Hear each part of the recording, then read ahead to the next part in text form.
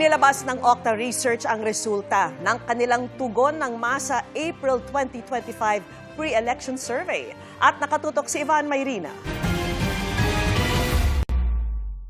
18 kandidato ang may statistical chance sa manalo kung gagawin ng eleksyon sa panahong isinagawa ang Voting Preferences Survey ng Okta Research para sa 2025 senatorial elections. Yan ay sina Senator Bongo, Congressman Erwin Tulfo, dating Senate President Tito Soto, Senator Bato de la Rosa, Broadcaster Ben Tulfo, Incumbent Senators Pia Cayetano at Ramon Bong Revilla Jr., Makati Mayor Abby Binay, Senator Lito Lapid, dating Senador Ping Lacson, Congresswoman Camille Villar, dating Senador Bam Aquino, TV host Willie Revillame, dating Senador Manny Pacquiao, Senator Amy Marcos, dating DILG Secretary Benhur Abalos, Congressman Rodante Marcoleta at dating Senador Kiko Pangilinan.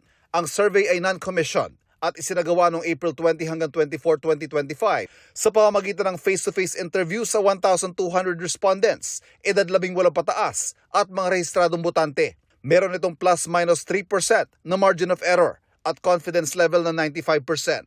Para sa GMA Integrated News, Ivan Mayrina, nakatutok, 24 oras.